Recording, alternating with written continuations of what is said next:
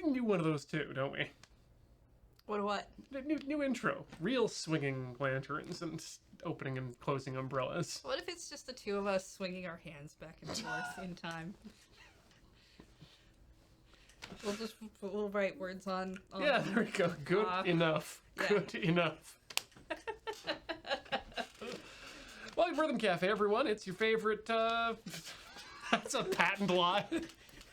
It's your favorite show here on the Loading Ready runs, where we do the rhythm games. You know, us. It's your favorite show. Yeah. Whether you thought it was before or not, now it is. We have that power because 2020. This is our house. These are our rules, and we can't stop. Lies. I just noticed Donatello. We can get to that in a second. Yeah, no. We can. No, it's. Yeah. So as previously established, today's the day. Today is the day. Today is the day. Today is that the day. we play rhythm games. Yes. The day of the week, in fact. Just this day. Yes. It's the day. Right now. Rhythm Jesus opened up the heavens and said, "You may play on this day and no other. Musically enjoy yourselves. I speak with a weird accent now. Goodbye." And he closed the doors to heaven, and that's how we knew that Sundays was for rhythm games. Sorry, I'm just reading the stream info, and it says Adam continues playing Persona 5. Oh, cool! In the Go Live notification, cool. Which is I think is excellent. Yeah, that's fine. No one saw that. That is not untrue in any way. He's always playing Persona 5, and will continue to play Persona 5. Yeah, he's just always playing Persona 5. Mm-hmm. Even right now, Some to this day. say. Nothing interesting is actually happening. It's why it's not on camera. But his brain is stuck in that TV, which is more Persona 4. But hey, some say he was playing Persona 5 to this very day. And if you go into the bathroom at night, turn off all the lights and stare into the mirror and ask, if you found a guy in a jar in the woods, what would you do? Adam will appear in the mirror and he'll say, "We're here!"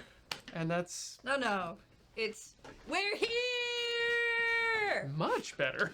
It's longer than that. I don't have the same stamina as Adam. Mm-hmm. No one in the world does. Mm-hmm. Also, you have to ask the jar question correctly, because if you stop partway through your jar question and then start questioning why you're in that forest, finding that person in the jar, he is not showing up for that. He knows you're full of BS at that point, and Adam will not stand for that, and he will not show. It's times like this. You have to take it seriously. I wish that we had a thunderclap on that sound bar that would actually attach the...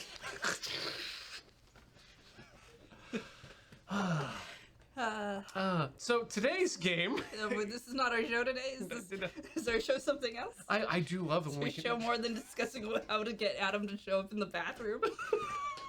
I mean, if you wait in the bathroom for a full 24 hours, he will eventually appear. Not for the reason that you want. Hi. Today's game is ripped straight from the arcades. At least I am assuming it is. I saw a picture of an arcade machine that had it on. We're playing Neon FM, and we're playing it on the iOS because that's what we have. We do not have an arcade here in the main base. I believe it is available on Android as well. Yes. At least that I thought this was going to be on Steam. Same. So I tried to download it on Steam. There are a lot of games with the word Neon on Steam. Neon FM is not one of them. No, and this is not. I for some reason I thought this was the car one, but we'd already played that. That was Sunset FM. Yeah, no, that's a different one. Yeah. Yeah, no, this is some sort of arcade machine thing. I mean, let's show it off. Let's bring it up. Okay, so here it is. We've adjusted it because it wants to be this way. It's it does narrow. not want to be this way. So we stuck it over there. And we will not force a game to be a way it does not want to be. That's work. Yep. This is our playtime. All right. Let's see. Let's see what it sounds like. Oh wow, that's crunchy. Very crunchy. Well, this is not a game we can play. Very arcadey. Some of them are free and some of them require coins, so... Let me tell you this. I want to play energy drink. Of course you do. we did have to. So this game is free with in-app purchases, and Ian made an account in order to earn free coins. Yes. I signed up for something for you today, chat. He did. So we've got a finger tappy screen, some negative and positive percentages, which I'm not sure I understand. Probably late or early. But you hit a thing and it'll say perfect, and then a percentage appears. Well, you see, I don't know if you can be perfect and off. Heather, when we just use words to describe things, you're losing out on half the accuracy. And the important thing when dealing with precision rhythm games is accuracy. Words, F words, those are for babies. I need to know exactly, down to the micro percentage, how off I am, because if I'm off even just a little bit, then I deserve to go into the trash where I belong. Okay, okay. Am I talking like a rhythm gamer yet? I don't know. I don't talk to rhythm gamers on a regular basis.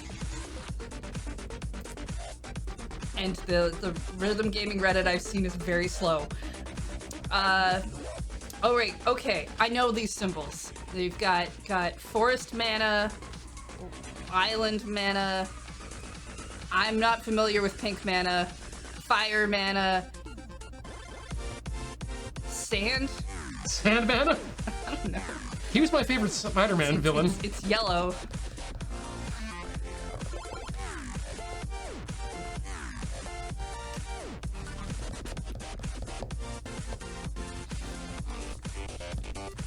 Like either this is magic mana symbols or it's Power Rangers. We can go with Sentai. I'm much better at Sentai. Can we make it Sentai instead of Power Rangers and then we can all enjoy it? Yeah, okay. So, Sentai mana. Pink is leader in this series. Definitely, right down the center like that. Yeah. Well, cool. I almost got 84%. Yeah, you almost got 85. Couple dips there. That was medium. Play more tracks. Well, These two will help us play more tracks. I'm gonna toss that to you because that was surprisingly fun for medium. All right. Definitely no, red is not always the leader. Free. You got to know. Pump. Django. Ooh, that's Django sounds fun. That's relevant today with all this Mandalorian talk going around. All right. different song. You gotta know. You had to make it about Star Wars. Mm-hmm. Pump it, Max. Pump it up, Max. Okay. What do you remember? What your medium number was? I think it was 33. There are a number of numbers. Oh yeah. Okay. Pro mode is on 90. I feel like this must be on 100 scale. I hope, because otherwise these numbers are weird. Let's go with hard. I think you'll enjoy Let's hard. see what that's like. How do I start? Push the. There's so many things moving on this screen. Decompressing. Oh, here they come.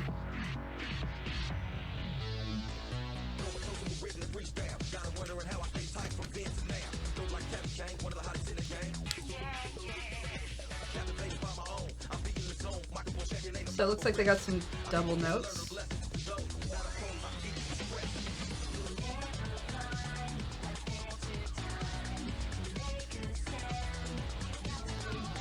Yeah, I am I wonder if I completely. can do slides. Oh, I can kind of slide with it. Oh, it didn't like that. Nope. All my notes went away for a second there.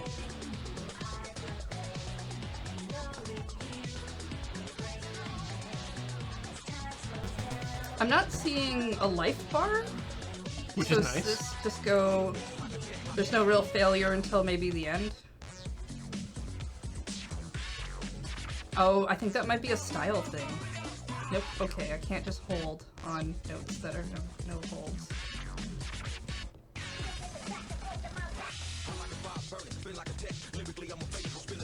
I do prefer it when we get things like a some sort of haptic feedback that we've tapped correctly.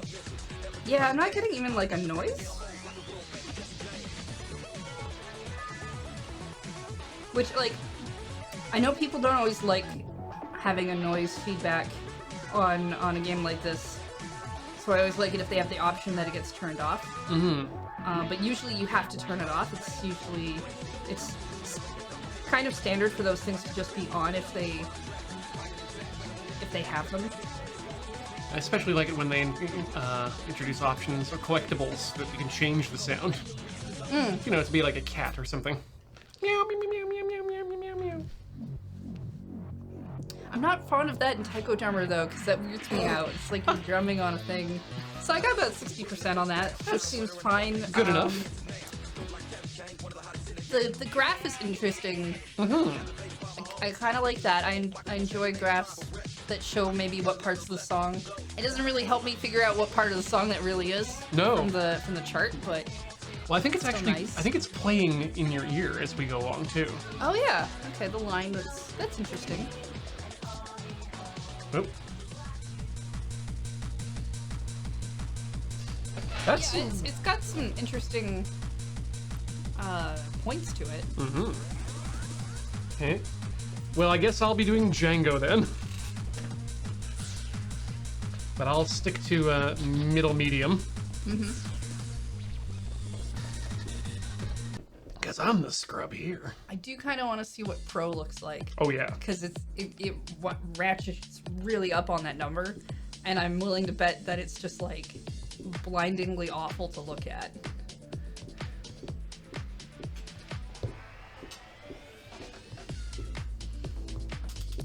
You change the color of the dots that you tap. I didn't see anything like that in the options section.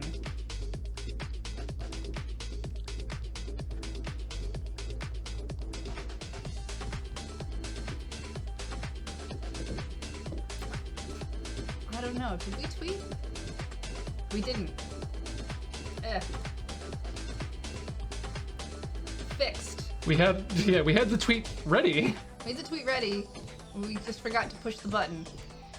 Look, we got very distracted by some jokes we were making off camera that now we're not going to repeat at all, but know that they happened and they were hilarious. I mean, we did some pretty good jokes on camera. Yes, but those aren't the ones they don't know about, and the movie could be way funnier off camera without them all ever knowing.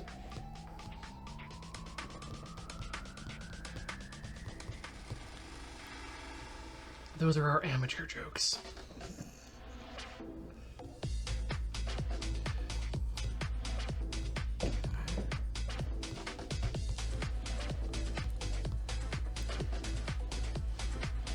Is the ghost of not tweeting still a thing? I think, did Paul still do that?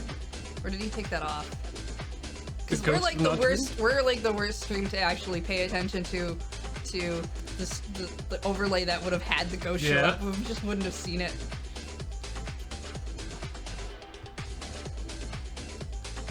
It's fine. Nobody reads Twitter anyway.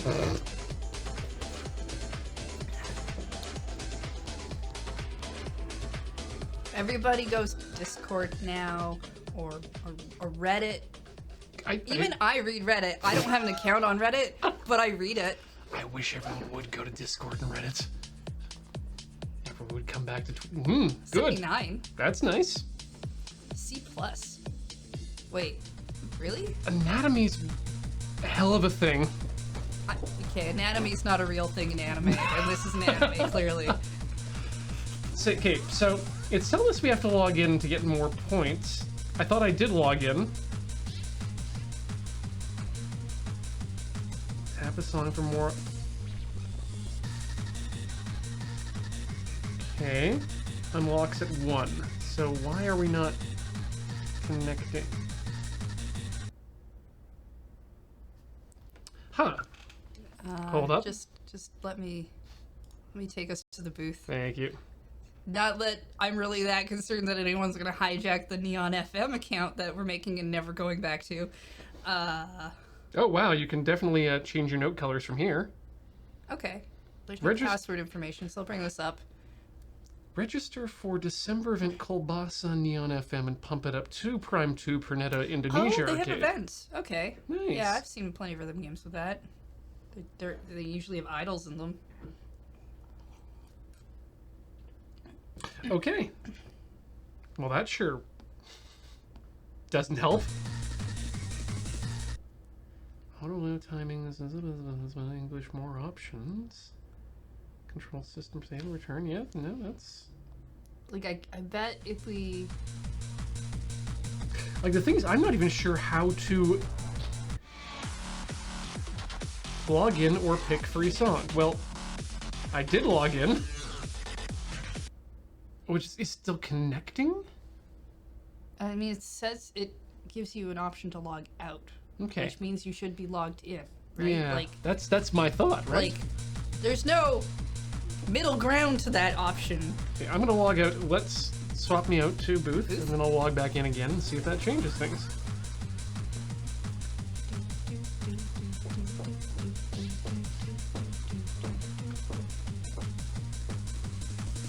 Okay, no, that's just my Neon FM account then.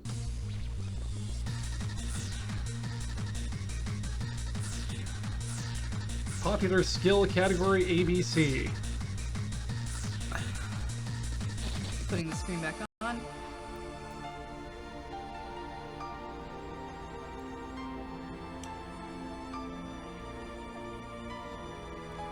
You know, I think we might have just, It just might be broken. yeah. Alright. That's gonna make it hard for us to unlock songs. Yes, it is. Which is gonna make it hard for us to, Play songs. yes. I'm gonna quickly log in. I'm gonna quickly, do a quick Google search here to see if I can figure out why this is. Is it just the 3 that are free?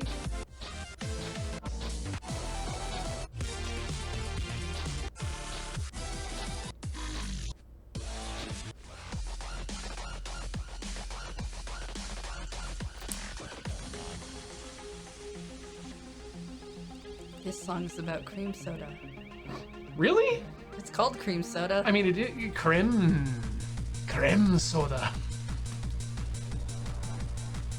Known issues for Neon FM. Oh boy. Oh no.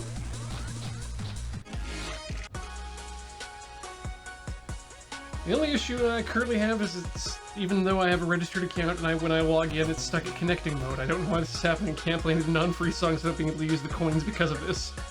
Well, that's as of the 17th. If I tap the color button, It changes? It changes all the colors around That's nice. too. So I can make them all blue.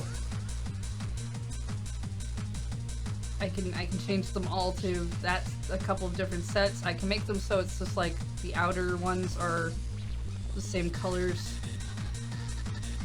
Or this configuration, which I know I'm not gonna like at all. I'm gonna take it back to original. Tapping speed. Changes speed. There's a lot of speed options. Oh, you can Change number of lanes? 3 or 5 lane. Nice. I'm gonna jump Okay. us back to the booth here because apparently the solution is to restart the app. Oh. Yes. So turn we'll it do on and that. off again. Off and on again. It's already on, turn it off. Off. Then you can turn it back on. Off and on. Off and on. Oh no. Perfect. That. It's okay, let's try restarting the iPad. Yeah. Wow. It's just crashing upon turning on. Which is In which case it's not really even turning on. It's like no. It's just saying no. always a good sign. No. Heather, maybe we should be listening to this app. The sound's on the thing. Oh no, I mean like listening to what if it's telling us no all this time. Maybe we should be listening to it. Oh, you think we should listen to the game? Yes. not the music. No, we should. We need to listen to what it's saying, not the noises it's making. Listen to the actions it is taking and not the words it is saying. Mm-hmm. It is saying some words that it can't control because it's all music that's pre-recorded, but its head is just shaking no a lot. Wow, that is broken. Okay, let's quickly... I guess you just delete and reinstall. I mean, we can always just delete and delete. We have to try. Yes, we do. This is... You know, we do not call it until we say good enough, and this is not good enough yet. But it might be soon. Huh. Was it Neon FM all one word, or? Neon Space FM. Yep, okay, good. Games. I Wait, don't... if I can just go to here and... Under purchased? Yeah. I don't know why it wasn't showing up. It wasn't the first result when I went and looked it up today. It was the second one, but it was still near the top. My secret hope is that we somehow downloaded a thing that deleted itself before we started. The company that owned it deleted the app as we were playing it. Holy wow! No, that's... All right, so I am going to show chat that. So, yeah. This is after a restart, a delete, and a reopen. Yeah. The game is broken. This game does not want to be played. We've played 3 songs. Mm-hmm. I registered for an account. We registered. Yeah, Ian registered for an account.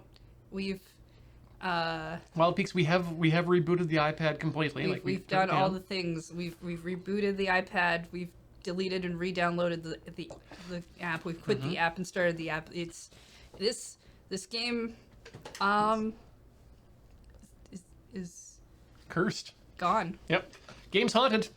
Game is haunted. Game's haunted. All right. So we're gonna take a quick break.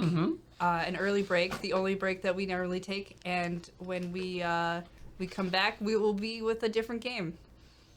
Because this game is not happening now. No, we're not gonna go try a different iPad. We have several. This is the iPad Pro that is of the newest models. If it's not working on this, it's not gonna go work on our very old iPad minis. Yeah. We'll be back. Don't worry.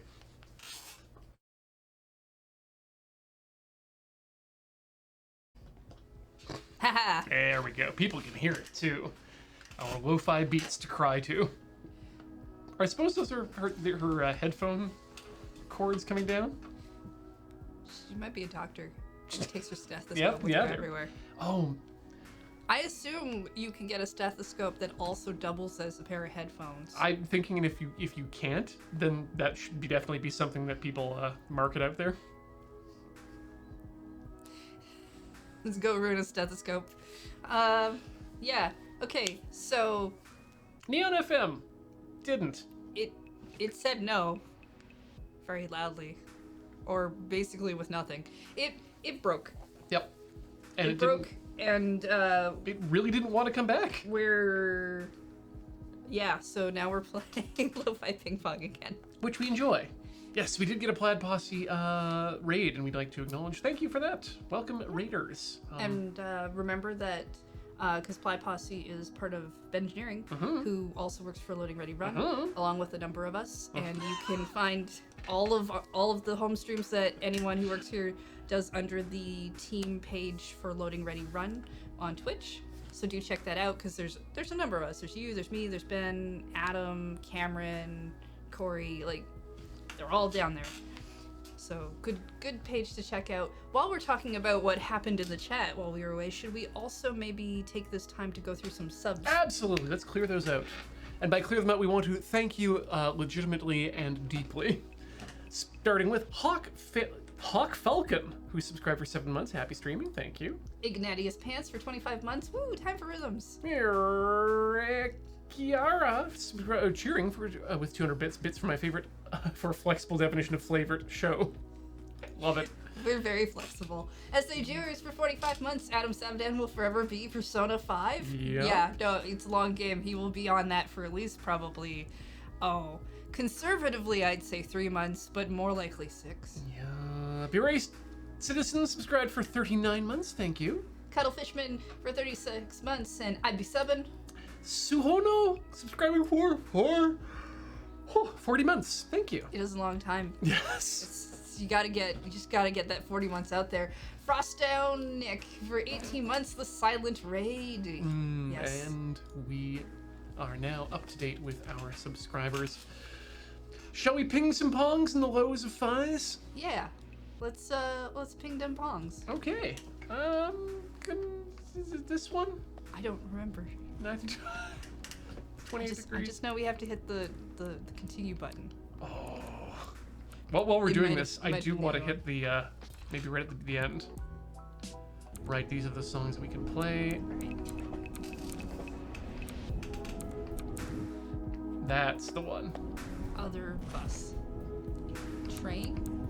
Subway? Menu, messages. Rail. Continue. Some kind of public transport. Monorail. All right, the street manatee. It's a pity I can't tell it to anybody. Goodbye. Yes. We are in that back oh, right. This is where the direction changes. I think is what we were last on for mechanic. No, invisible. Right, direction changes was the one before this. So you haven't seen Lo-Fi Ping Pong before. We've played it, I think, twice now. Oh yes. We did one full stream of it, and then we also had another game that we either finished or noped out of very quickly and came back to this. Our new favorite game, really.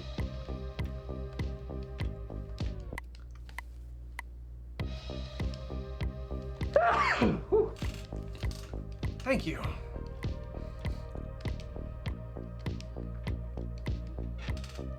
There we go. Meladia, the Lure Wiki is, as Sarah has told you, is run by the community.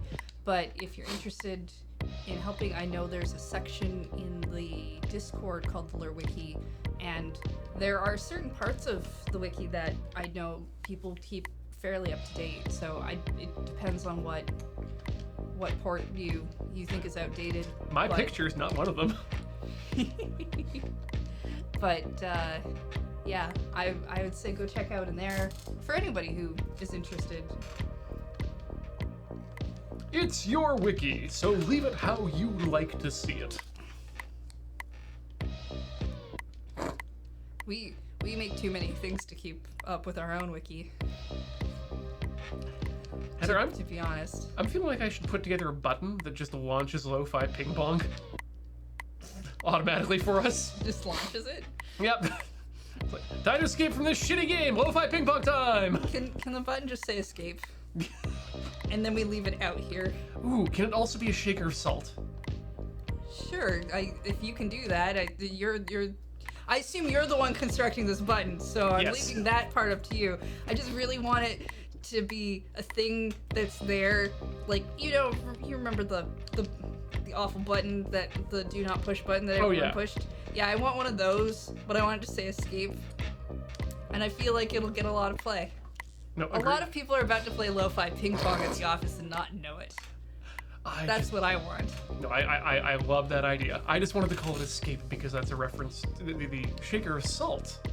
Well, the pina colada song. Do you like pina coladas? You know, I'm looking for my lost salt shaker of salt.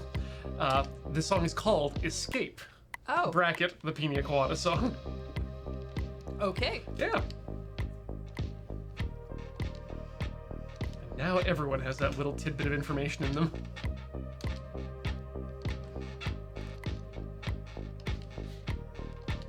Well, you say that, but as the chat has started, Lost Shaker of Salt is Jimmy Buffett. Yep. It's also Margaritaville, not the Pina Colada song.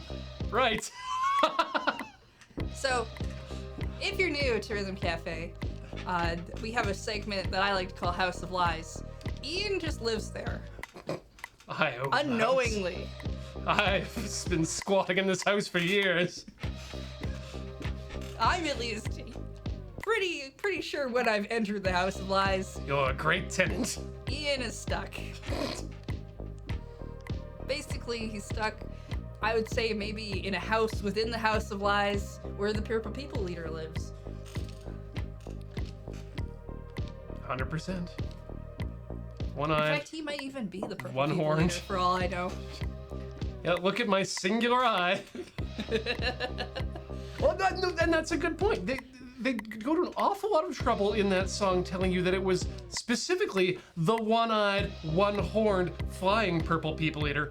You've just mentioned the purple people eater, implying that there are other purple people eaters who might have, like 2 eyes, 1 beard, Yeah, there might be other ones. beige sweater people eater. There's also Hannibal. He was a Hannibal people eater.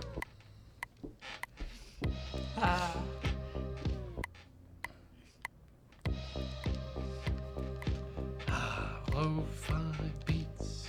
I've been watching Dirk Gently recently, which is why I bring that up. Okay. Which I guess if you haven't seen it in the second season, they have the song about the purple people eater go off, and a purple people eater also shows up. I had no idea. It's a very strange show. I quite like it. I'm actually kind of upset that I found out that they canceled it after season 2. No! It's that, what's his name? What? Okay. Sorry. Frank Herbert, except for the Hitchhiker's Guide to Douglas the Galaxy. Adams? Thank you. Yep. Yes, that one. Yes. What do you call them? Authors, right. One that's like this one that I remember by name, but I don't remember any others by name. But they share a profession. One of them. Like George Lucas, but for books and good.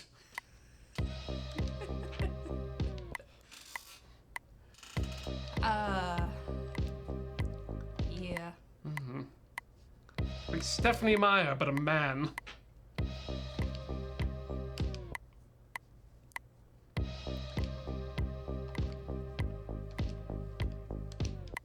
Like a tree, but flat and slightly dirty. I do have the Dirk Gently book. I just haven't gotten around to reading it. Well, you don't need to. You've seen the TV series now. Oh, but the newer one is not based upon the books. Ah. They did do. I have seen the original, which I think was BBC. I think the newer one's done by BBC as well, but a different branch or something. But it's the newer one that I've watched, which is based upon the series, but I do not believe actually follows any of those stories. Okay. I mean, this is one of the things about Douglas Adams is that he was famously, at least for the Hitchhiker's Guide, he famously made every medial version of it slightly different. It's like he was on record as saying like they're not adaptations of each other; they're separate versions. Okay. Yes, I think I've heard that. I've really only read the books for Hitchhiker's Guide. I read all 5. I got mad about 4, maybe 5. I can't remember. I got mad at one of them. And then I tried to read the 6th book, which is not written by him. It's written by what's his face? I can't remember. Somebody in chat can tell me. Ryan Herbert. No. I know that would be. But it was someone who was, I believe, asked to write it or something of that degree, rather than someone who wanted necessarily like asked to. And I did not get very far into it. I just did not grab me. I am totally gonna pronounce this name wrong. Owen Calfer. Maybe it's pronounced Ian. Eowyn? Eowyn? That's how I pronounce it. Not sure. But yeah, I didn't get really far into it. I tried because I was like, well, maybe it will fix the thing that I got mad about in the last book. And I don't know, it just didn't grab me. It's Ian. Oh, it's pronounced Ian. Ian Colfer. Okay. Apparently he wrote the Artemis Fowl series, which I actually have heard is enjoyable. Yeah, I've heard it is popular. Do not know. It's been a while since I've read a book.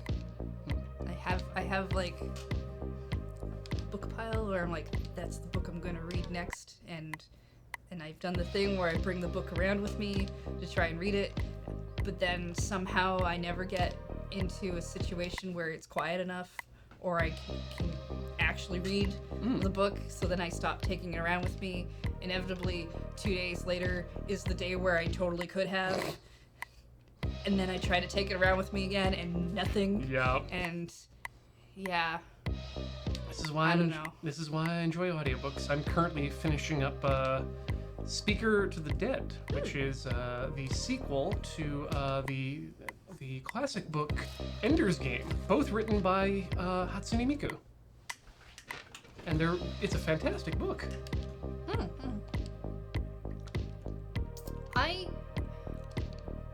It's not that I have a hard time sometimes with audiobooks because I can't.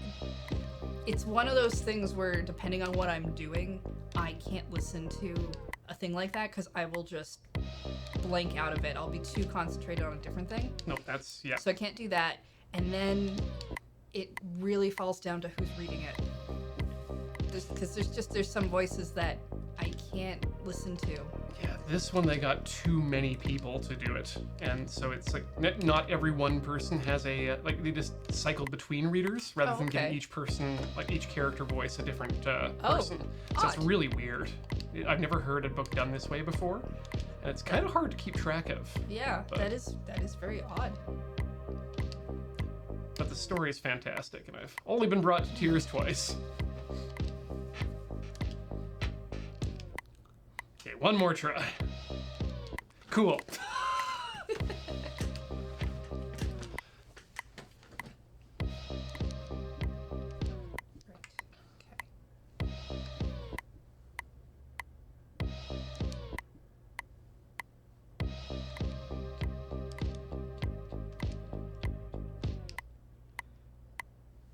Yeah, Little Breaker's got the good idea there. It's like in class where your teacher has everyone read a paragraph. Oh. Except it's for a chapter. I don't think I could do that. Like, I feel like I get really into it in one chapter and then I just be bummed out in another chapter. And clearly, because it was a book that was produced on CD, at the end of every chapter, or at least the end of every, what I'm guessing is the end of each disc, this music wells up.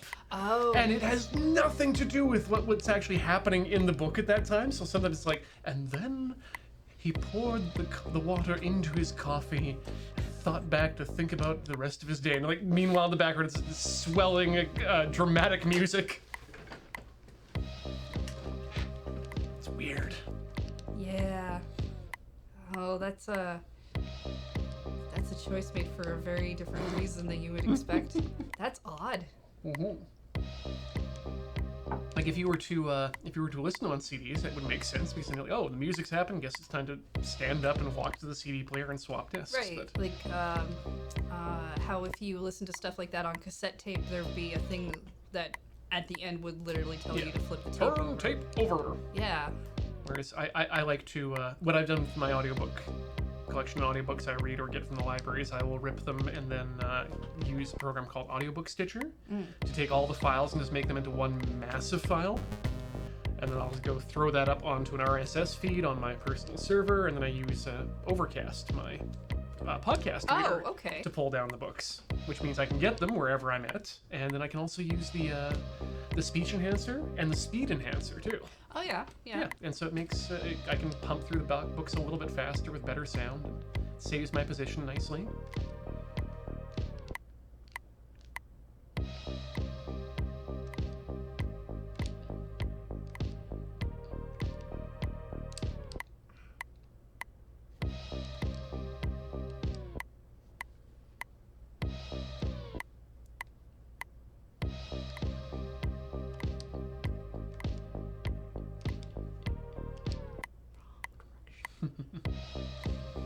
I personally, Dresden 133 is pretty good. I use the smart speed function of Overcast, which is a free app, by the way, for anyone who uses iOS.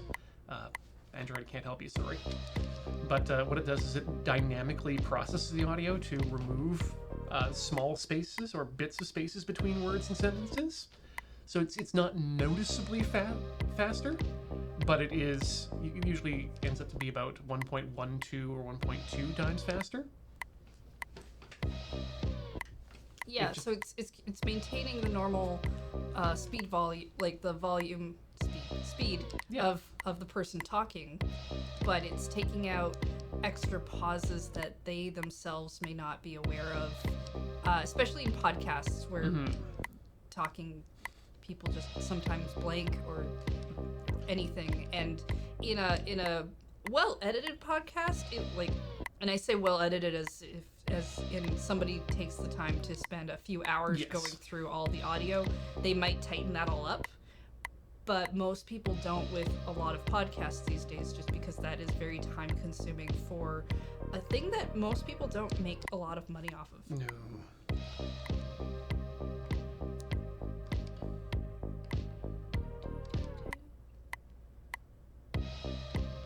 It also doesn't deal with music very well. Oh, I imagine it wouldn't.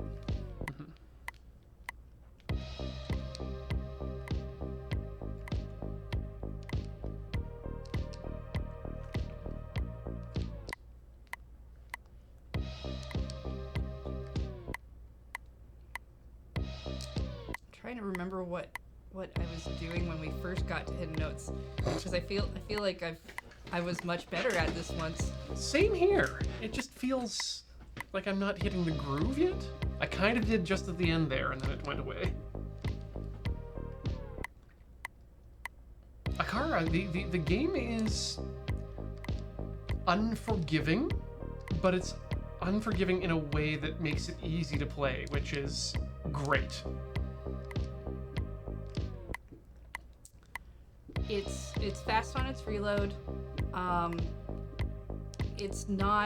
There's no pattern, which is really kind of the hard part.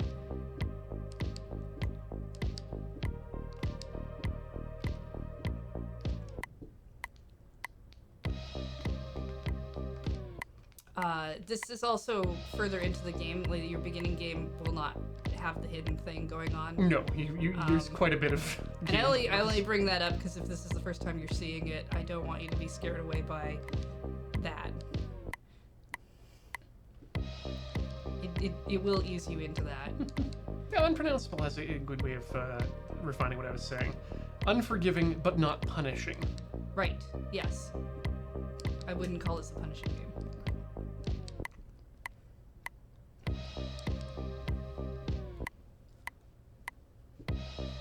I actually think it's quite a good game, and I base that simply off of the fact that I don't get mad at it for making me start over this section. Yep. Like over and over and over again. There's no tricks. This is what people say about that they like. A lot of people say that they like about the Souls games, is that you can anytime you fail, you know that it's your fault, and that's what makes it okay. The game is never tricking you. Although if they ever do combine moving balls and disappearing balls, well, that might be different. I'm not sure if they will. I mean, there's nothing to say that they won't, but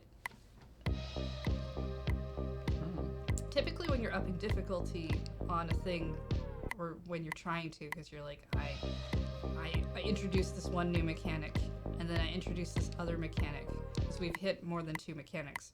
Your next step is, all right, now we combine these 2 mechanics, because you've learned about both of them separately, so now face them together is not an uncommon way to go about things, and because they haven't done that, I just don't feel like they're going to. Again, that doesn't mean they won't. Yeah. My fear is that literally the next level is going to do that. We have to get there first. Yep.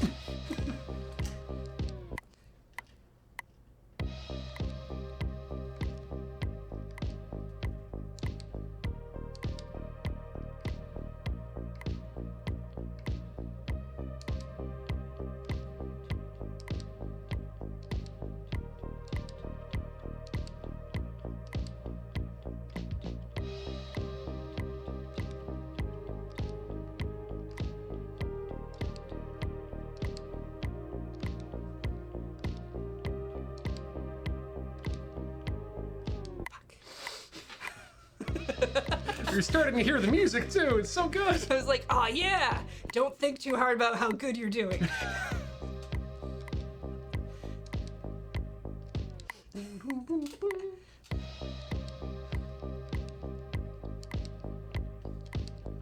Actually, just because I think it's been an interesting conversation so far, I'm going to,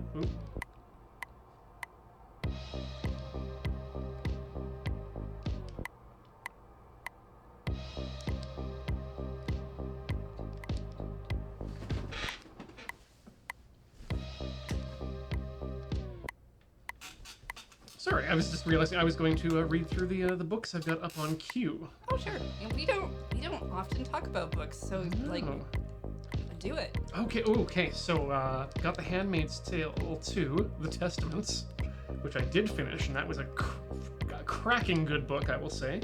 As was the Philip Pullman's La Belle Sauvage from the Book of Dust, which is his sequel to his Dark Materials trilogy, or prequel rather. Coming up that I haven't listened to was Philip K. Dick's The Man in the High Castle. I'm gonna listen to that probably in about a month once I've caught up on the podcasts that I've missed while listening to audiobooks. The Dark Forest, Death's End, and Three Body Problem, probably my books of the year and maybe books of the decade. Okay. What else? Listened to World War Z a while back. That was fantastic. And I've got Arthur C. Clarke's Foundation in here for when that movie or miniseries starts moving forward. Oh yes, and what was it? There was a book, Consider Phoebus, that was it. My first Ian M. Banks book read this year. It was fantastic. And then there's a few more in here that I haven't even... Wow, The Bully Pulpit, the biography of Theodore Roosevelt, William Howard Taft, and the Golden Age of Journalism. So close. Oh, but I've got Seven Eves in here too. And that one I definitely need to listen to. Neil Stevenson. Well, thanks, Eoblock. I'm glad you're enjoying Book Corner.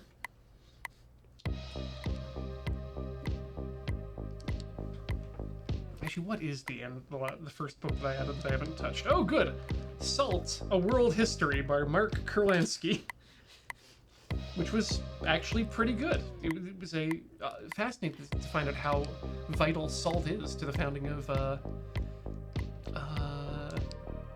civilizations.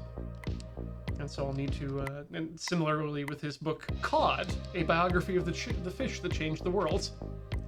Salt played a good part in that too.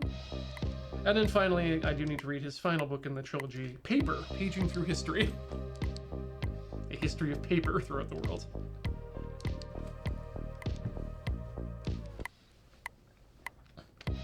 Brownie points! Yes, I am absolutely excited for the Villeneuve Dune movie. I think it's gonna be great.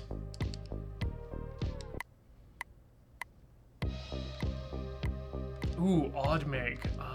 Yeah, no, I bet that there's a good book on the economics of sand. I remember reading an article recently that might have been actually an excerpt from that book talking about sand, specifically in beaches in the southern states, specifically Florida, and how it's being imported and theft from other Caribbean countries. Salt is being hauled up to, sand, to keep beaches around. And it turns out that the U.S. Corps of Engineers has been dredging sand from off the coast to bring it up and just dump it on the beaches, and that's causing erosion to get worse. So, beaches suck for so many reasons.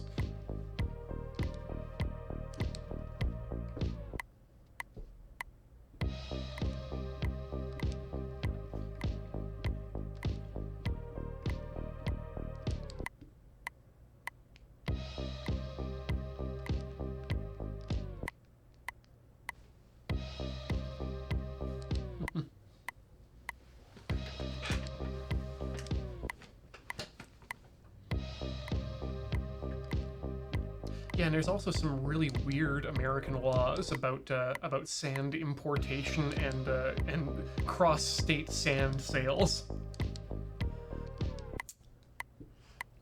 There are definitely some phrases I never thought I'd hear today. Sand sale and cross-state sand law. Yeah. Yeah. I like our show.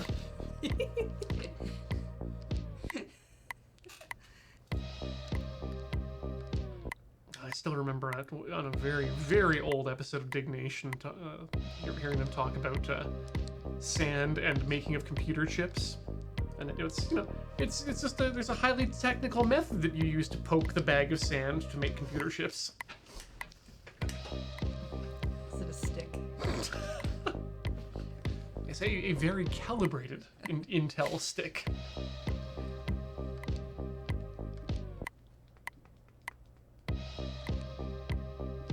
Okay, one more.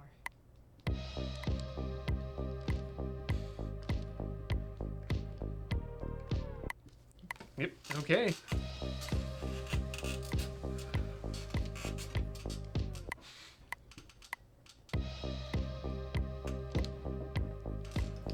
And you'd think after Shenmue 3, with all the QuickTime events, I'd be a little bit better at this particular QuickTime event.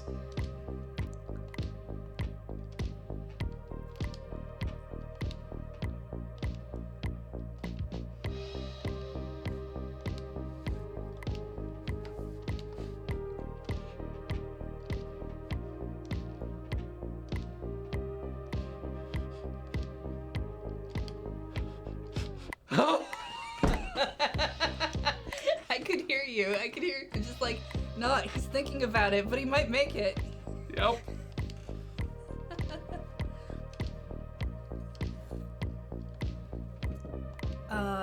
Yeah. It's hard. It's just like you hear the music change and you're like, oh yeah, finally, I have the groove. Wait, no, don't think about, just keep going. Sometimes I get distracted not by thinking about not trying to not think about what I'm thinking about, but trying to be like, how much of the song is left? Mm-hmm. Am I there? How much time do I have to keep trying to not think about not thinking about that I'm thinking about the thing? Yeah. Because it takes so long to get up there. That if you fail, then you're immediately like, oh, now I have to get back to working at it. I do enjoy the moments though where it's like, oh, okay, just one more time and you make it, or you say something like, this isn't gonna work out, and then it works. That's always fun.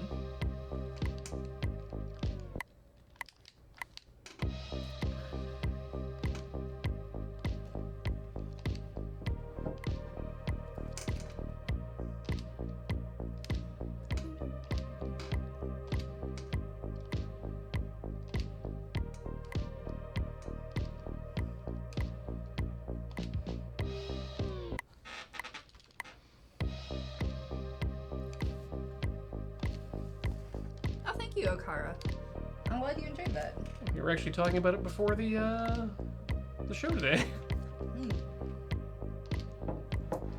I like some of the streams I actually enjoy being on the most are the ones where we're not playing video games and we're just sitting and talking about something. Yep. It's why every time they're like, oh, okay, we're going to do Chill Point, like, can I come? I read the video game news and I have Opinions. I mean, maybe not the strongest opinions about all the video game news, but I just want to talk about something, and I like video games. So yeah, I enjoy doing those. The anime roundup one was pretty fun too. Just want to hang out sometimes. It's literally the only reason I on my home stream that I co-streamed the video game awards is because I didn't feel like playing a video game, but I didn't want to set anything up, and I was just like, well, I'm allowed to co-stream this thing, so I guess I'll turn that on, and it'll be like we're watching a really bad movie all together for 3 hours. That's a good way of putting it. maybe some cool advertising will happen in the middle. Who knows? That's one of the reasons why what I love about Tinker Tailor specifically is that it's really just become a chance for us to work on projects sometimes and chat while we do it. Yeah, Tinker Tailor's good for that. I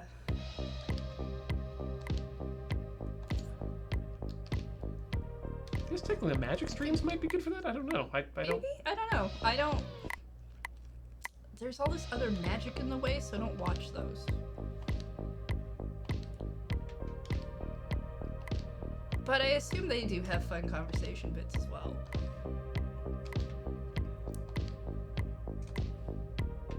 Do I have a favorite bad movie to watch? I don't really know if I do. Typically what I do is I find TV series which I'm like, these were good, or I've seen them enough, or they're like, not like you have to keep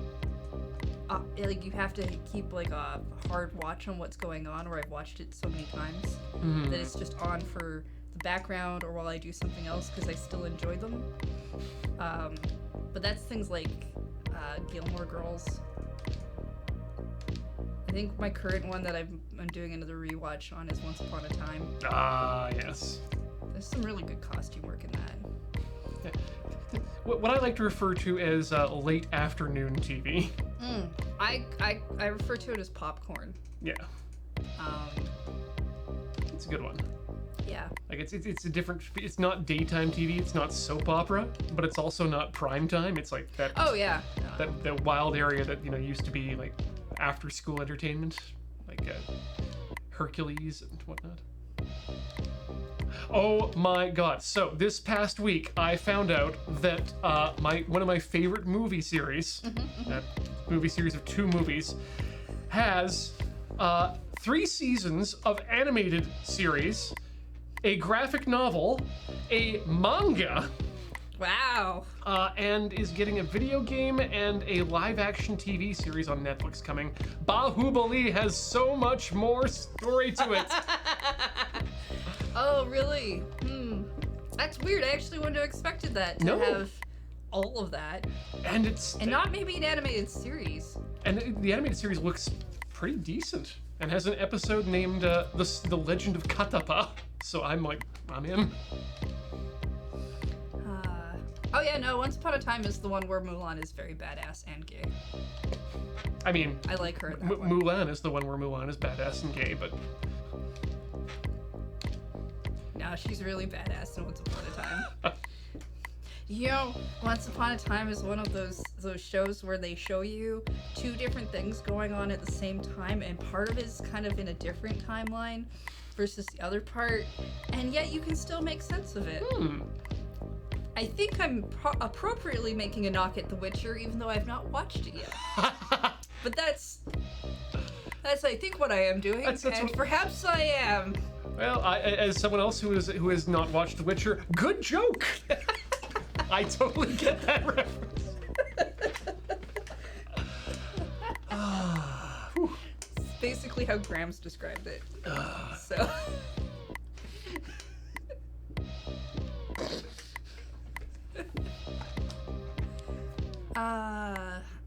I do watch like a bunch of stuff that I call it popcorn or fluff, and that involves stuff like it involves stuff that shows up on like Netflix, because Netflix just is very easy for me to turn on and ignore.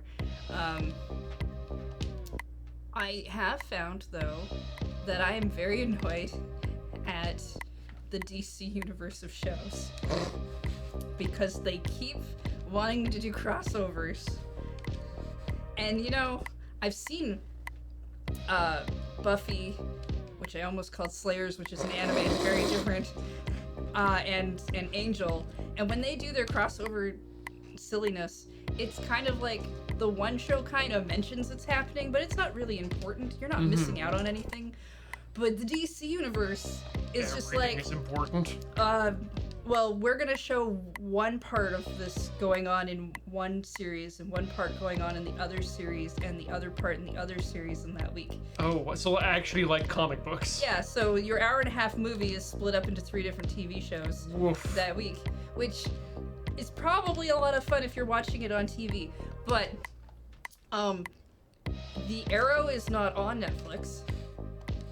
Supergirl, which is the other one that they cross over with, shows up on Netflix as a binge watch, a whole season at a time, and The Flash shows up weekly. How do they keep it straight? Like the writers, I mean, if they don't know when things are being... If you have to They're watch doing it for TV. all 3?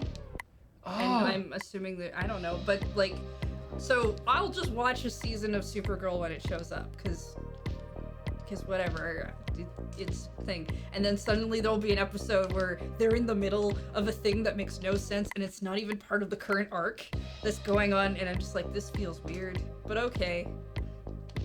And then I'll watch like well, usually it's like The Flash will happen, and then I'll watch like the season of Supergirl that comes up. I'm like, oh, that was part of that other thing that I don't care about now because it's so disconnected, and I don't watch The Arrow because it's not on Netflix.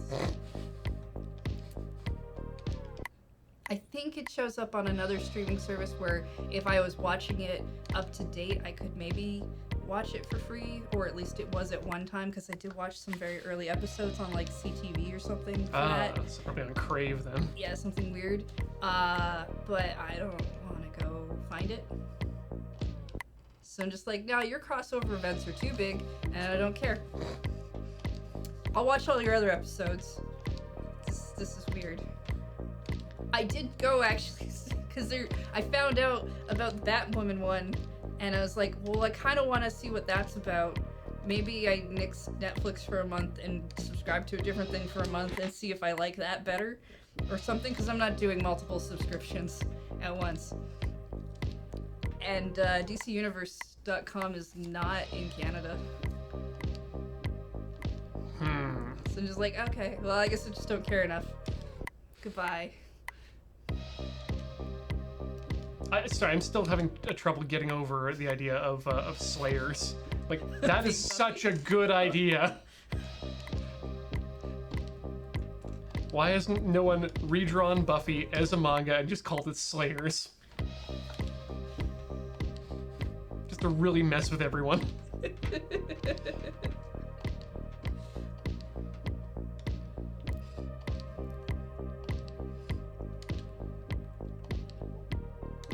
CW? I don't know what CW is. It's the home of the DC universe, in terms of networks, I believe, in the States. Well, if you don't tell me what CW stands for, then I make up words, and they will not be the right words. I believe it stands for Come On Warner Brothers. That you have to be making that up. Yep. Because the network's been around for years, and I've never known what the hell CW stands for. Well, but I know that they have a lot of Warner Brothers content, so come on, Warner Brothers. see, that's just I just make up what things stand for if I don't know the name of it, even if it's not actually something that's supposed to be words. It's just like, no, these are just letters. We don't have a thing for it. And they're like, CW might not be anything. Yeah, if you're not going to tell me what it stands for, I'm going to tell me what it stands for. Oh, yeah. Does DC stand for anything? Technically, that stands for Detective Comics, actually. Oh. Yeah. Which was their... That's much better than my name. Oh, what was yours? Duncan Cronuts. Duncan Cronuts. Yeah, the Duncan Cronuts universe. That's the universe I'd like to live in. Readily available, mass-produced cronuts with shitty coffee. It's CBS and Warner Brothers. Alright. I don't know if it's in Canada. Let's find out. CWTV.com. Due to licensing restrictions, this content is only available in the US. Even the website. Yeah, it's just the website. The website is one big screen that says no. So that's not in Canada. So the answer is no. No.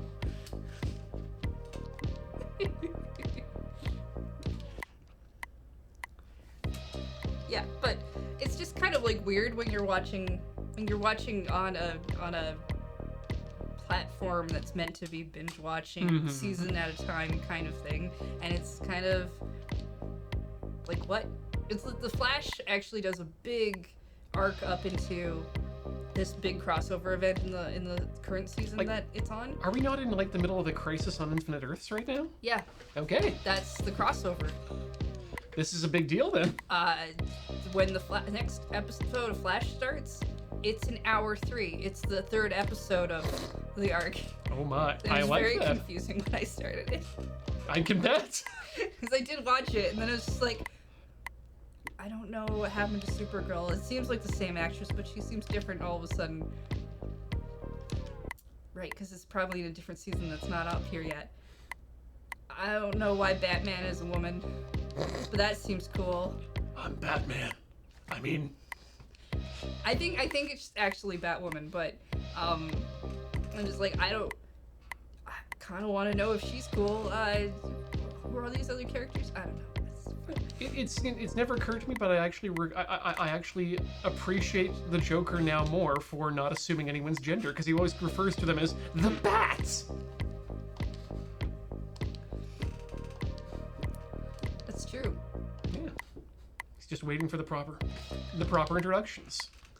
She basically looks like she's wearing the getup for like future Batman. Batman Beyond. That's the name of that show. Thank you. It's a future Batman. Well, because that's how that weird song that you... Batman on the Future. Yeah. Yes. Well, no, it's like he has a radio show program where he brings on futurists to discuss science and technology developments. You know, Batman on the Future. Right, yeah. But I would love for more DC superheroes to introduce themselves and give their pronouns. I mean, if you do get a chance, you should check out the I would say check out the Harley Quinn animated thing, which is also only available on DC Universe, and I found it on a truck. It's quite good. I made fun of Beach the other day, actually. There's a scene in it. This is not spoilery at all, but there's a scene in it where Poison Ivy gets like a chance to say something on TV, and she's just like trying to tell people not to rinse the recyclables because it's just wasting water, and because she's an environmental terrorist or whatever. And then we were doing something with the recycling, and Beach was like, why are you rinsing that? Poison Ivy says that we don't have to do that. I'm like, you just quoted a cartoon character about whether or not this... You don't know if that's fact. I mean, it probably is true, but come on. She's also a villain. She's fictional.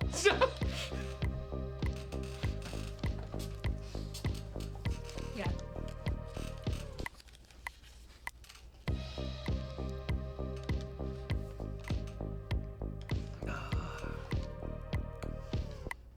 Okay, one more try. Unfortunately, I have just never been able to acquire a taste for DC comic characters, other than All-Star Superman, and that was a one-off done by one guy. I saw basically somebody had posted a clip on Twitter, that website no one ever goes on, and of Harley and Poison Ivy having a very relatable interaction about ordering Chinese food or something, and that was why I wanted to watch it. Yeah, Poison Ivy drops by. It's just like, oh, okay, I see you've got this handled. I'm gonna order some Chinese food. Text me what you want. Oh, I want this. No, text it to me.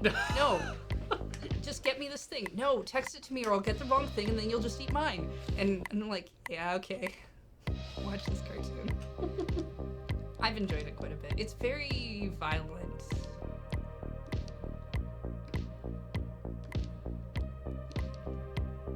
I mean, they do try to be the adult. Yeah, but it's very violent. There's like a lot of blood and bodies, and it's not like, oh, it's a cartoon, it shouldn't be violent. It's just it's very violent. They toned down on it a bit. I really think the first couple episodes where they do that are just very much a look. This is a cartoon, but it's not. It's very much rated R. Please do not show to children. That's how I always feel about it when shows do that kind of thing.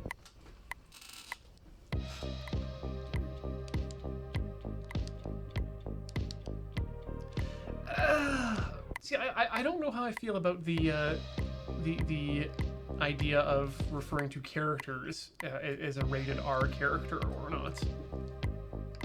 Any character can be written to not be that way.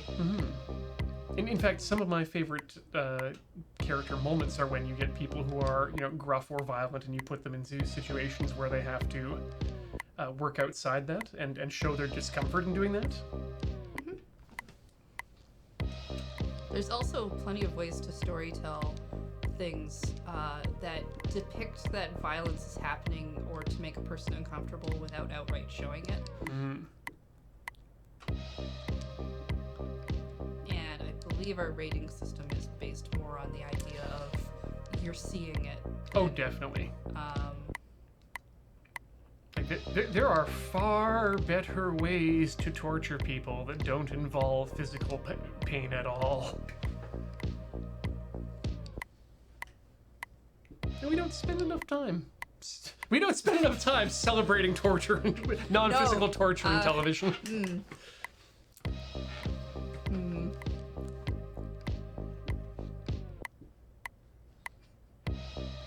Again, it's top of mind right now, specifically because of the book I'm reading. You see, he goes to different planets to speak people's lives, but not necessarily always saying the things that people want to hear, but what is the truth. Okay, usually I call that defense an asshole.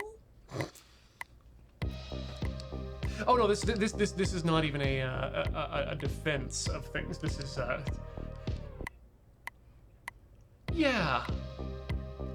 Is this character just an asshole? No, everyone else is the thing. Odd make yes, that is Speaker for the Dead. Yes, Speakers for the Dead from that Ender's Game, written by Hatsune Miku. Hatsune Miku's very talented. Very talented. Polymath.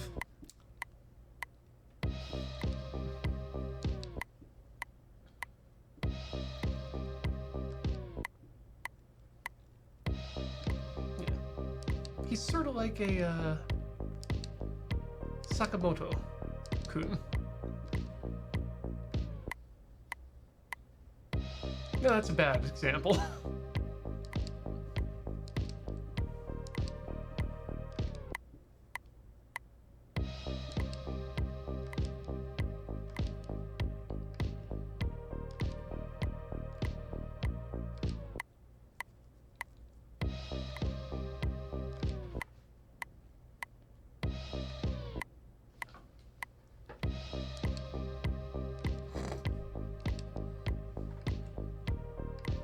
I'm really concerned about the umbrella in the background there.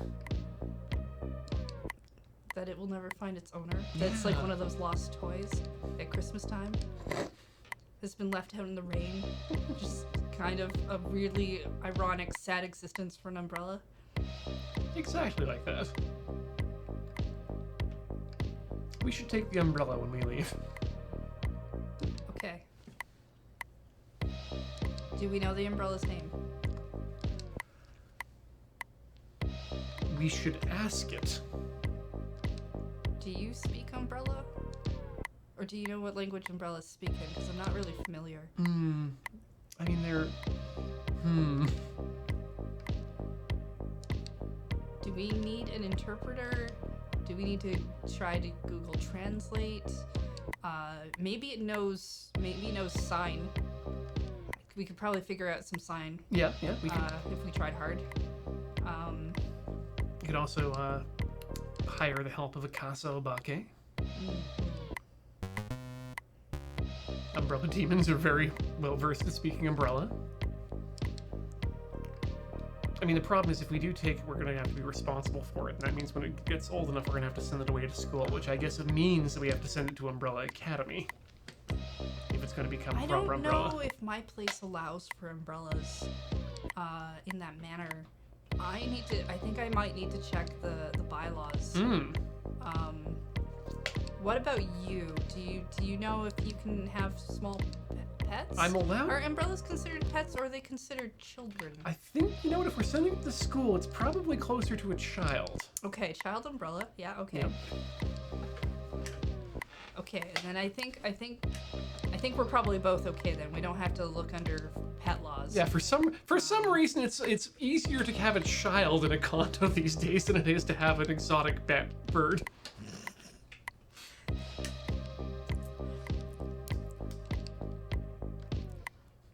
Like, I'm gonna bring a baby home. Oh yeah, fine, cool, great. You know what? We as a community, we're gonna give you some gifts. Oh, I'm gonna bring home a bird. Oh, fuck you. If you think you're bringing home a bird. Okay. Have you read our laws about those? Okay. This is un-umbrella related, Yes. but which I wish I hadn't tried to use the word un and umbrella together. That was really rough. An umbrella?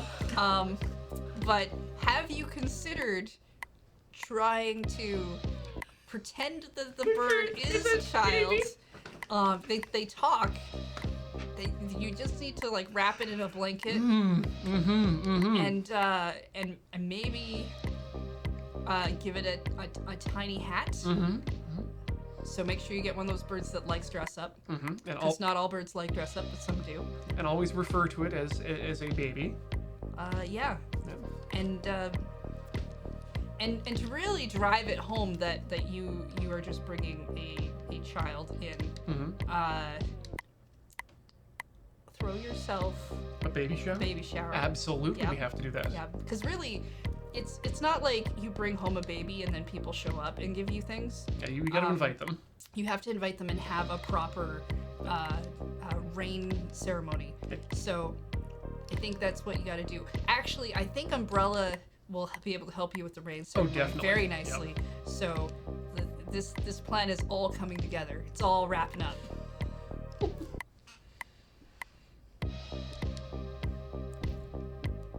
I'm looking forward to your baby bird shower. Me too. When people try to confront me about the fact that it's what, you think that this isn't my baby? How dare you? How dare you leave?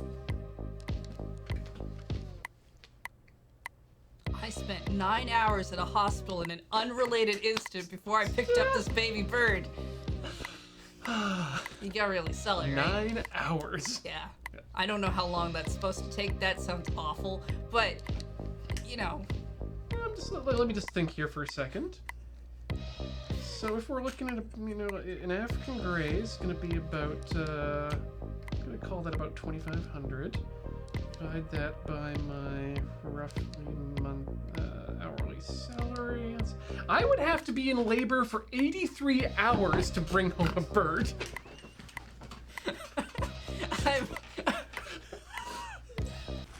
I'm sorry. I need to understand your math here. Yes. Very much so. Yes. Are you equating the number of hours of something going through the effort of pregnancy is based upon how much money you make? I'm saying that I would have to labor for 83 hours at roughly $30 an hour to equate to 2,500. 83 hours of labor. Okay. To bring that bird into my home. All right. And my life. Uh-huh. Yep. Okay, I understand. I understand your logic now. I'm going back to the game. That sweat drop has never been more appropriate. Just had to understand where this is coming from. Thank you. I had to know. I've never seen that phrase, but I've never been more proud. I'm unsubscribing immediately.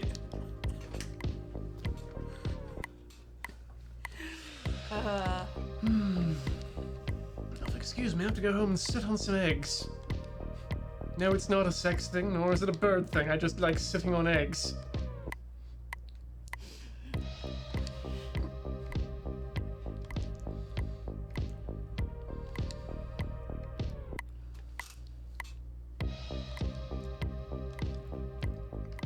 Actually, I'm really excited for tonight's dinner because I finally have everything I need to make proper Japanese oden. Oh. Yeah, which includes my favorite piece of oden, which is the tofu bag full of mochi. Okay, yeah. Yeah. Which I have to make myself, though, it turns out, because they don't just include those in the frozen oden packs. Were you able to get that downtown? So or did you have to go to Fuji? I went to Fujiya, and they had the bags of the frozen tofu pockets. Okay, So apparently, yeah. you just boil those for a couple seconds to get the excess oil off. Slice them in half, place your bits of mochi in them, and then tie them up with some seaweed. And now I'm going to do it. That sounds good. I haven't had one in 11 years. I'm very excited. I hope it turns out well. Me too. But yeah, we'll be having the bags with the mochi in them, egg, boiled egg, of course, daikon, which I found out there's a little bit of a trick to it. Oh. You gotta peel the daikon, then you bevel the corners, Okay. and that keeps it from breaking apart.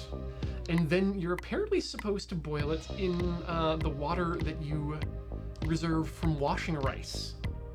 Oh, And okay. that helps it stay a brighter white, apparently. From the leftover, I guess it was starch. Yeah, I'm guessing. Neat. Yeah, so maybe I'll take a picture of that and we can show it off on the tweeters. Man.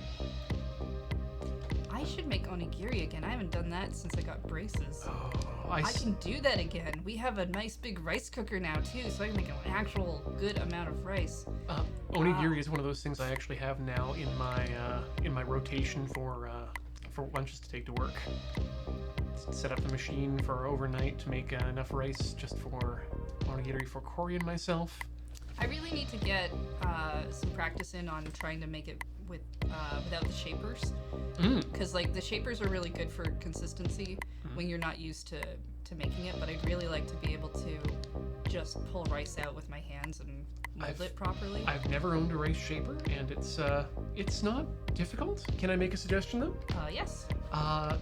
Get yourself some rice vinegar and a paper towel, and just rub your hands down at that, and maybe some water before you actually pick it up, because otherwise you'll get sticky fingers. Yeah. But if you wet your hands either with water or rice vinegar, it just stays right off there, and you get those very nice triangles. So what I know some people do, based on watching some random things on the internet, is that they actually just pile it into saran wrap, and they don't let the rice touch their hands. They use the saran, because you're gonna end up, because they end up wrapping it after anyway. I don't know if I need to do that though, because I've got plenty of bento box. Yeah, I've got a lot of a small collection of onigiri holders for just for bringing yourself the single one with you to work instead of having to have the whole bento box with one in it. So the other thing I do though is that I do wrap in the plastic wrap, because I also wrap my my nori separately in my bag. So when it's lunchtime, I'll unwrap it, and then I'll put it in the nori, and then that way I have the crispy nori with the rest of the onigiri. You can purchase the because you know some of the places here have the wrapping done in the style where you end up pulling the one layer of plastic out, and then it adheres the. You can actually buy those, not locally, but I've seen them online, which I think is, which means they're too expensive for me to like justify buying. That's but, exactly it. I do think it's interesting that you can purchase them. It's nice that they exist, yeah, but I've got a solution set up such that I don't have to, which is great. The other thing that I want to do, and I'll add this to if you're going to try this at home, don't refrigerate your onigiri. Do not try to eat it if you're up at 7:15. Eat it around 1. That's probably going to be fine. But refrigerating the rice really messes with the texture of it. It's yeah, if you want that fresh out of the rice cooker feel and texture, definitely do not. No, I do that for like the day, but if I have a lot, I refrigerate for. They usually only last maybe 2 or 3 days. Yeah, that's between Beach and I.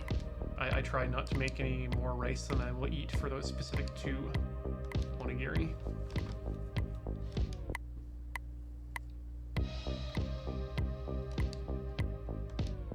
Angry Optimist, no, onigiri is actually a pretty, in general, in real life, it's a pretty filling snack. Like, you're getting about a cup worth of cooked rice. And that's pretty filling for me. And then whatever filling goes along with that. Oh, also, salt your onigiri. Oh, yeah. Yeah. The other thing you can do with onigiri, because I've done this, if you make a bunch and you're like, this is not gonna maintain being fresh, and I mean, you don't have it wrapped in seaweed at this point. You pan fry it afterwards. You grill the outside. It's very tasty. Oh, fried onigiri is just a delicacy in general. If you're gonna do that too, do take the time to give it a slight brush with soy sauce. Yeah. It's so good. That reminds me though of the recipe that's currently ruining my life. It stalks you in the night Well, with its words. It's because it's so easy to make and so delicious that it's like, oh well, I could just eat this, and I will. It's you take 1 1/3 cups of uncooked rice, cook that up in your rice cooker. Okay. So you should have about 4 cups of cooked rice then at the end. And then what you're going to do is going to take about 180 grams each of mozzarella, Gruyere, and a third kind, or just 300 and odd grams of mozzarella. Just a, inch and a bit thick chunk, grated up, good cheese. You're going to want to take a large bowl for mixing, and you're going to chop in the whites of 3 scallions or white onions. Reserve the green parts for later. Okay. And you'll chop those on the bias so that they make nice little chopsticks of green onion. And then take a cast iron pan and about 2 tablespoons of butter.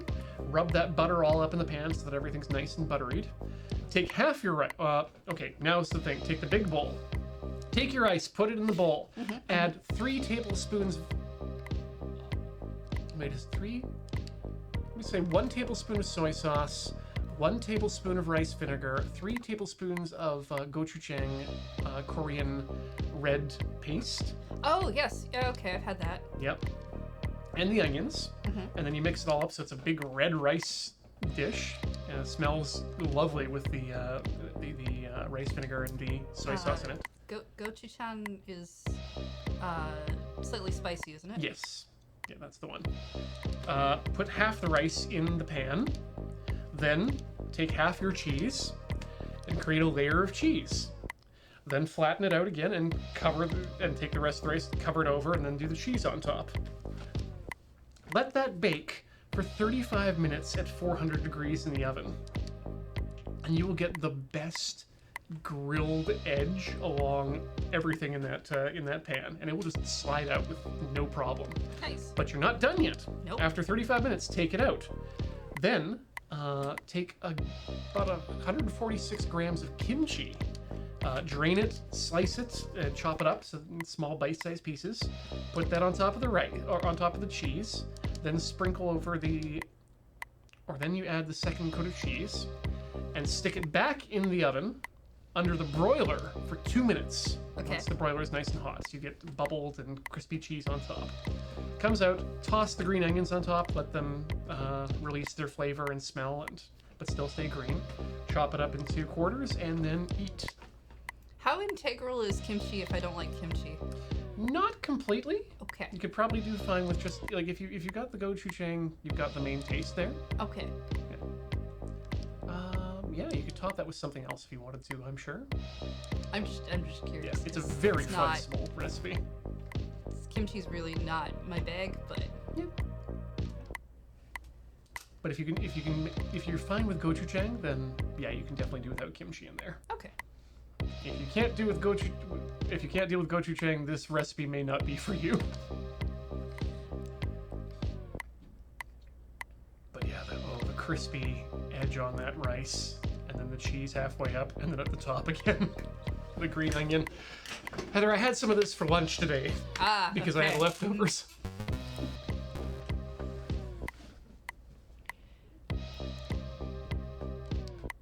Yeah, getting back into making lunch has got to be a thing I got to start doing again. It's one of the easiest ways to save money. Yep. But it's also one of those things that requires actually putting time into it, and which means when I don't do it because I'm not used to doing it or I don't schedule off time to do it, I don't. And yet, I'm still hungry the next day.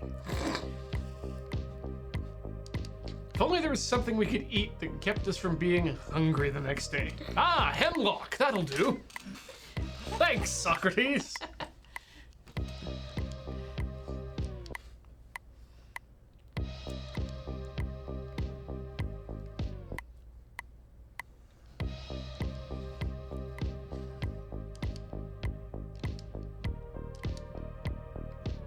Of course, Yeah. because as everyone knows, Socrates was the one who discovered that hemlock was poison when he drank it. I, Socrates, will come into this Colosseum and drink all of this liquid. Let's see what happens. Glug, glug. Well, shit. Glug glug. Well, shit. Yeah. Yeah. I mean, Because, you know, in Socrates' time, sound didn't really exist, and they had to make their own That's sound right. effects when they were doing stuff. Mm. And that was when we found out that glug glug was gonna be the water sound. And now that's not universal. delicious water. Glug, glug. That's how you know I'm drinking. Very important because you need. You see, during that time period in Japan, they actually had people who were dressed all in black so that you couldn't hear them. And then they'd make glug glug sounds for the people who were drinking on stage so they didn't have to make them I think themselves. you meant that you couldn't see them. You said you couldn't hear the No, people who were dressed in black. I meant exactly what I Okay. said. Just double checking. Yes. 'Cause, I mean, if you could hear them, then you'd know that it was someone else who's making the sound and not the other people. That's why they But wear then black. if you can't hear them, how can you hear them making the glug glug sound? Well, that's a good point. I guess they have to open their mouth holes a bit. Do they have a second mouth that is like the sounds that everyone can hear, and the first mouth is the ones that no one can hear? It's your second mouth is more of a metaphorical mouth that goes along with your third eye. So- Oh, right, the second mouth that goes with the third eye and the fifth toe. Exactly, yes. The fifth toe. That's why when you kiss the toe up in the Yukon, I had opened my third eye and got whiskey in there. It hurt like a motherfucker. Yeah, whiskey is not meant to go in your eyes. Can we get that on a T-shirt for our stream? You have to talk to Beach. Oh, well then I guess not.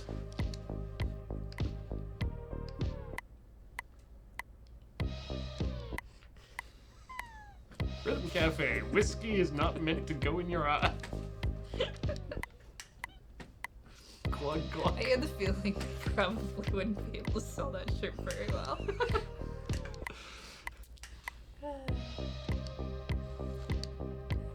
Rhythm games are so much harder to play when you're busy trying to maintain a house made of lies, Yeah. but it's so much more fun. God, the amount of bullshit that I have to spout within the 2-hour period between 4 and 6 on a Sunday. This is not easy, people.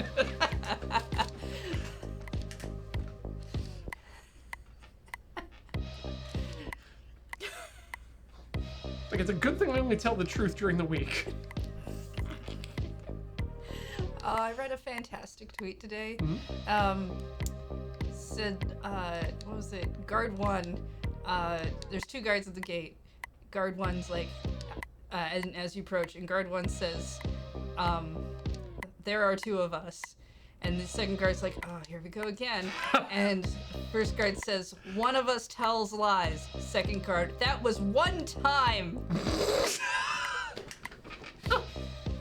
It just made me laugh really hard. Because I was like, yeah. Guard 1's just bad about that one time. Just Gary, salty. like, said that, Our princess is in another castle. yeah, and it wasn't. Right fucking here, Toad!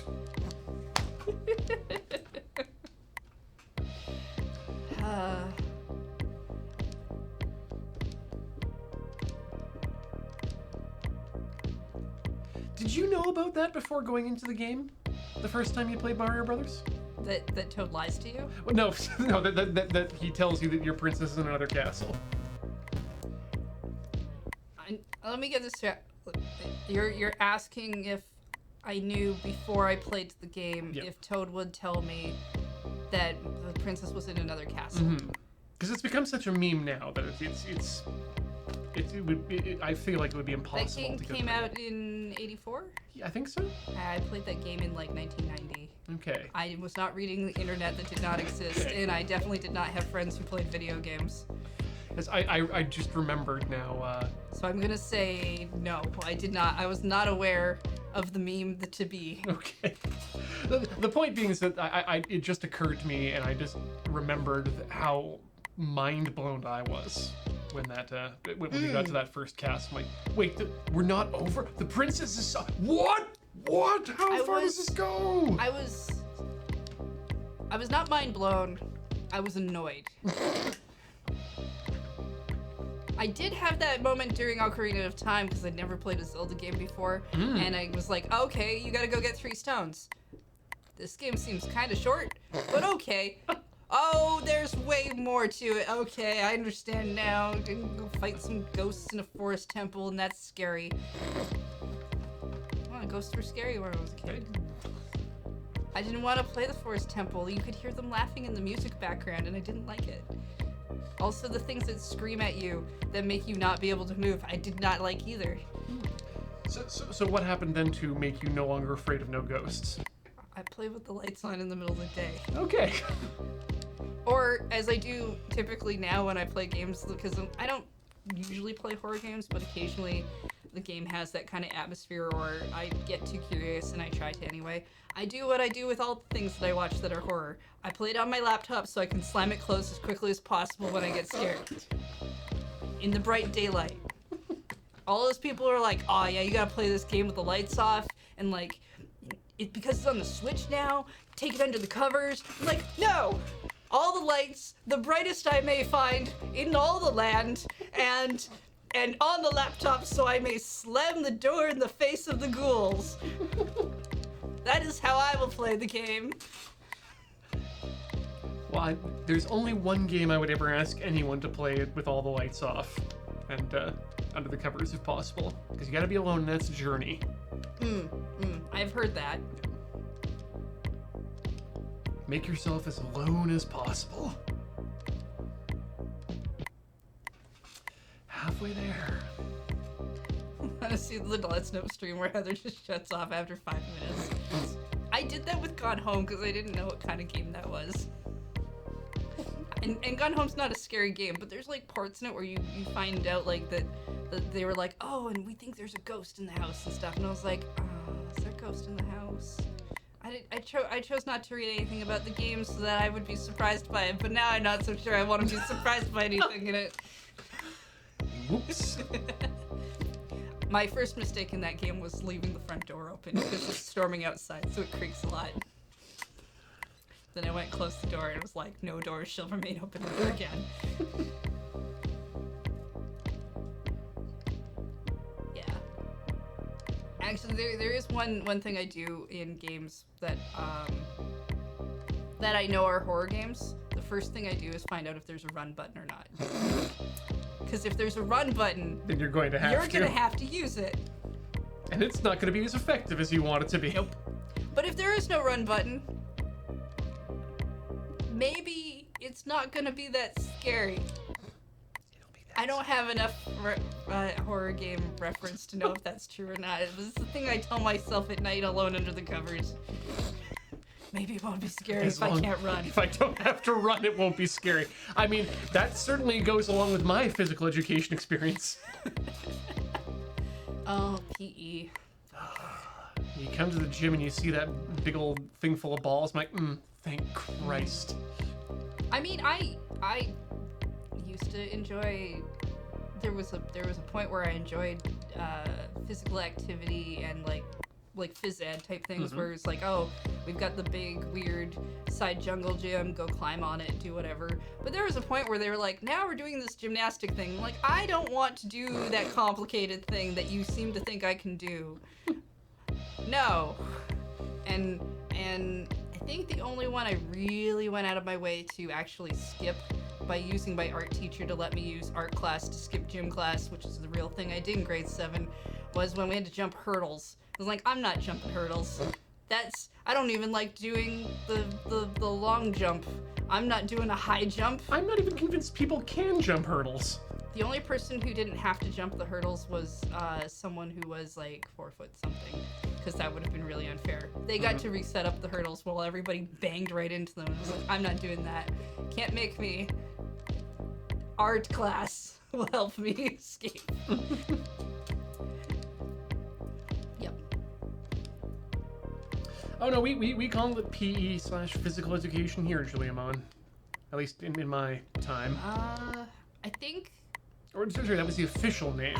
I think we called it gym in elementary, and then when we got to a certain, I think when I switched schools, that's where they called it phys ed. I think regardless of the official name, everyone always just called it gym. Like it's language arts when I was younger, and then it turned into English. Oh, okay, yeah, no, it was English specifically at high school level. Weird though.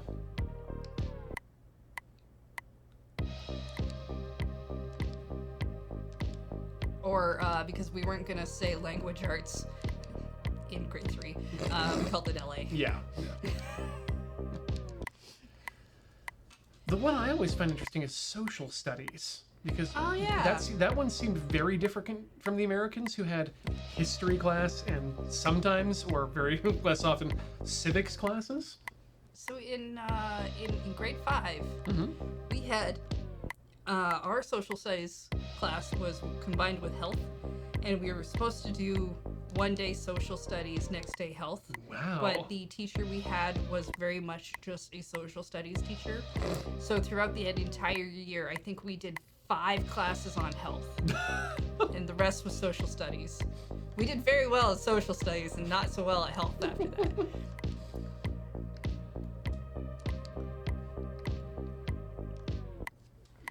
Education's a weird thing. You can go into the examination of the post-war resources effect upon the changes that are happening within your bodies.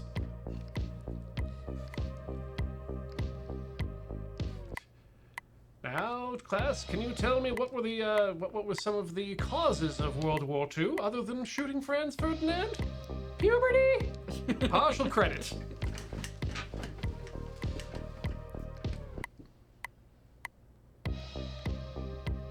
Interesting. Social studies in the lower grades in both history or civics in the higher range in Brownlee's area.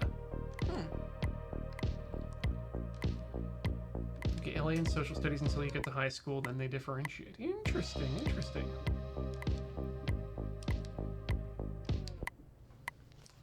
Yeah, school's weird.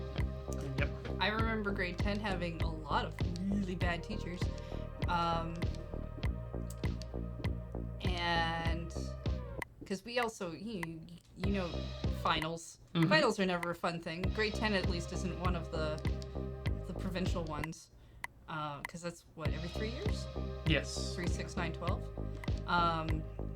Standardized testing. At the end of grade 10, our teacher had a weird meltdown. She'd been having one all year, was very angry at us, did not really teach us much of anything.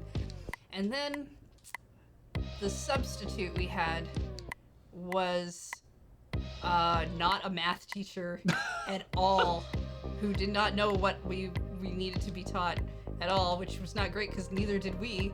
And we had finals in 2 weeks. Oops. I'm pretty sure 90% of my class failed that year. Wow. That's It was not good. It's not good. High school was very, very rough and weird, but not for like the TV reasons.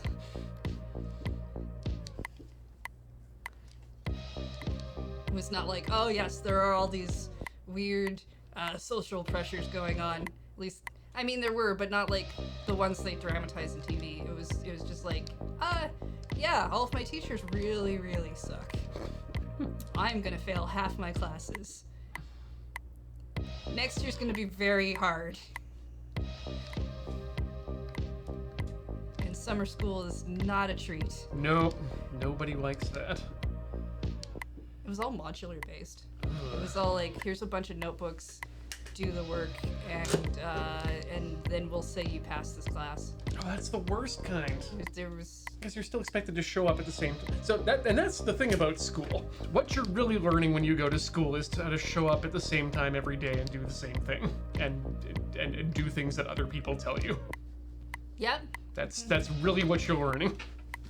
Is how to exist within the society that's currently been set up.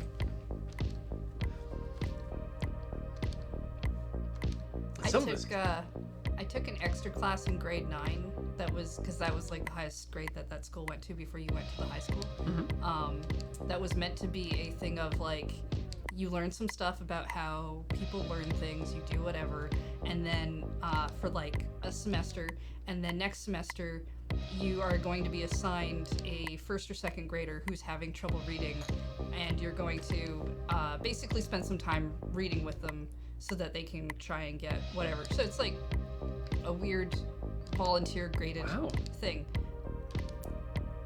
And we did that for a semester. We learned about all the different ways people can learn things and how small class sizes are really great, and all those things that don't happen in a lot of schools because of funding. And then I got to learn firsthand how none of that gets used in the second semester, and felt very not interested in school after that. Funny how that works. Yep.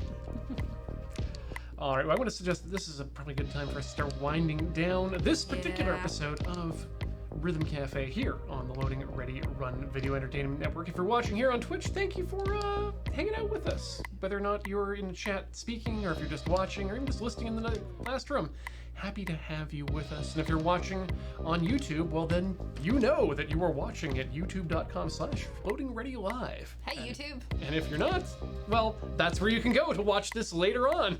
On Twitch, or on YouTube. On YouTube. Those are the two places that exist. However, if you'd like to find some of our pre-recorded content that is not streaming video game based, you can check out youtube.com/loadingreadyrun. That's where all the great shows live, and of course everything is available and findable over at loadingreadyrun.com, which is our website. And that includes our schedule over at loadingreadyrun.com/live. If you're looking for magic content, we've quarantined that off into youtube.com/lurmtg. It's LRRMTG. I know some of you like to write LLR. I do it too, but it's wrong. 2 R's. That is incorrect.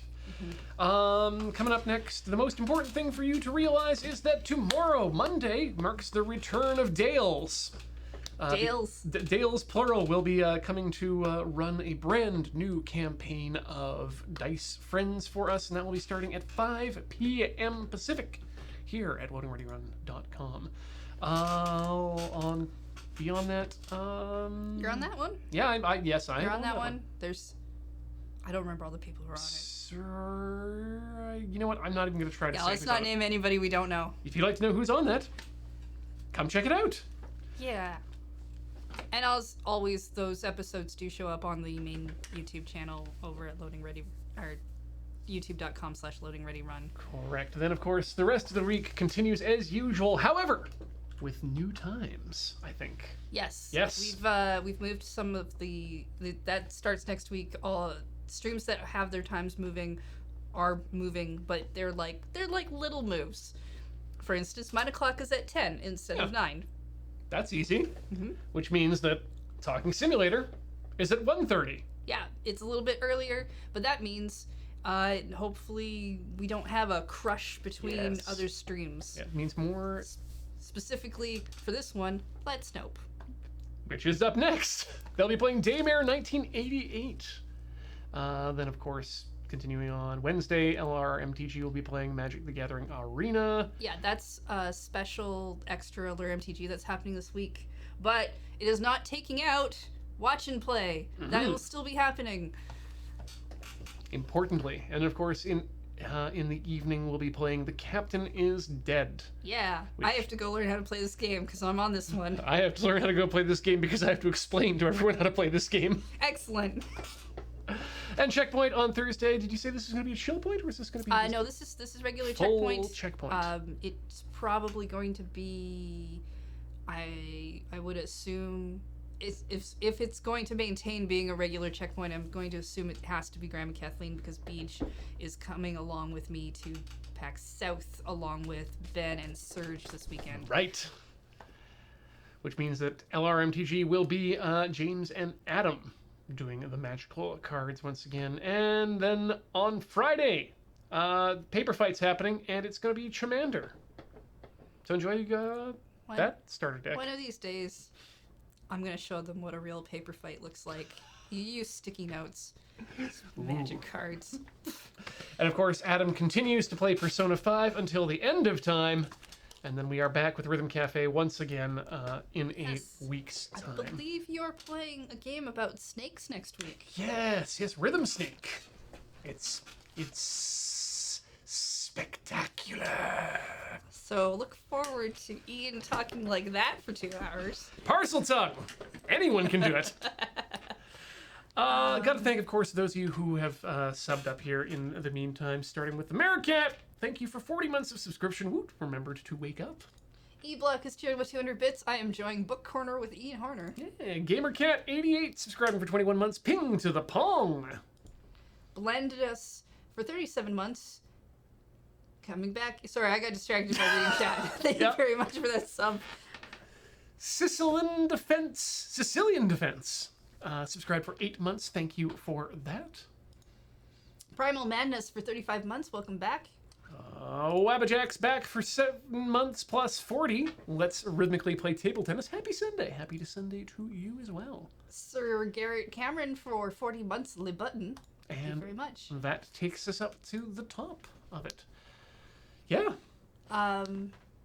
Yeah, sorry, I saw chat talking about the live page. The live page should still be on loadingreadyrun.com live.